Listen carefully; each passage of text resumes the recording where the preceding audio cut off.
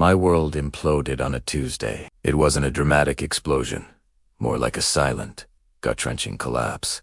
I came home early from work, hoping to surprise my wife, Sarah. We'd been married for 8 years, high school sweethearts. The couple everyone said was rock solid. The house was quiet, except for a faint humming sound from upstairs. I walked up the stairs, a smile on my face, ready to see her. But the smile froze when I saw the Plumber van parked just out of sight behind the garage. We didn't have a plumbing issue.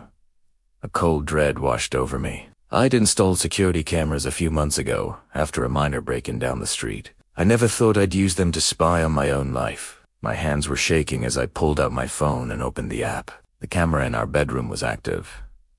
And there it was. Sarah. My Sarah. With the plumber. It wasn't a plumbing repair.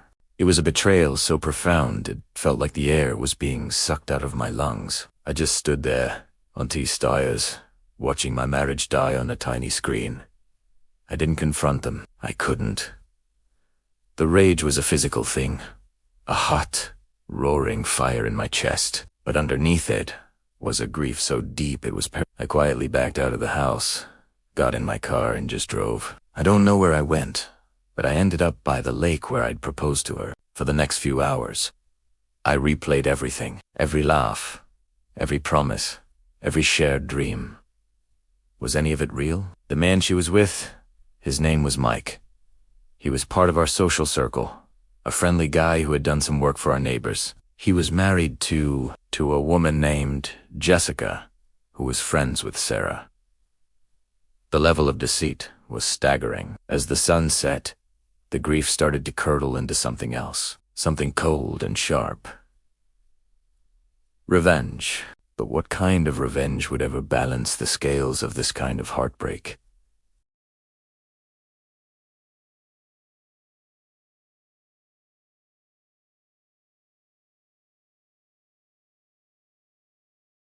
That night, I went home after I knew they were gone. Sarah greeted me with a kiss, asking how my day was. The hypocrisy was breathtaking. I played along, a hollow shell of myself. I told her I was tired and went to bed early. But I didn't sleep. I lay there, staring at the ceiling, my mind racing. I had the video. The undeniable proof. What was I going to do with it? My first thought was to send it to Jessica, Mike's wife. She deserved to know. But that didn't feel like enough. They had humiliated me in my own home. Their affair was likely the talk of their secret little world.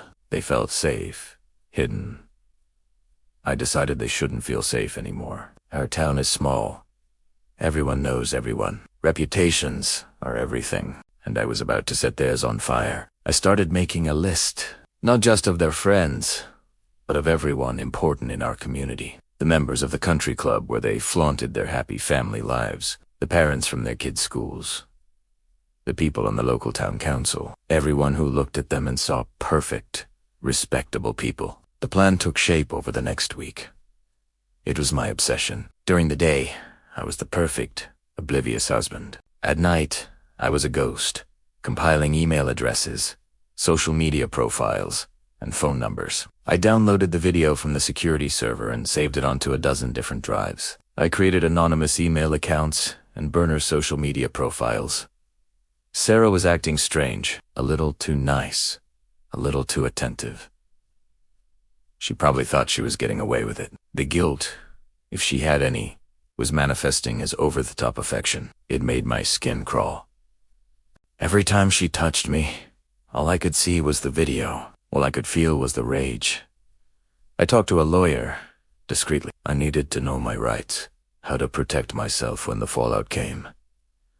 I started moving my money, securing my assets. I was methodically dismantling our life together, piece by piece. Before she even knew there was a problem, the lawyer advised against my plan, calling it scorched earth. But that's what they had done to me. They had scorched my heart. It was only fair to return the favor. The day I chose was a Friday, the beginning of the weekend, when people had plenty of time to gossip. I called it the Great Unveiling. In the morning, while Sarah was at her yoga class, I initiated the sequence. The first email went to Jessica, Mike's wife. The subject line was simple: what your husband does when you're not home. Attached was the video. I gave her a 10-minute head start, a small courtesy. Then, the floodgates opened. I sent the video to everyone on my list. I posted it in the town's community Facebook group from a burner account. I sent it to the local gossip blogger. I even sent a link to the HR departments of their respective jobs, citing a moral conduct violation. It was a digital atom bomb. I sat back, watching my phone, as the first notifications started to trickle in. Then it became a flood. My phone was vibrating off the table. Friends calling, confused, shocked. I ignored them all.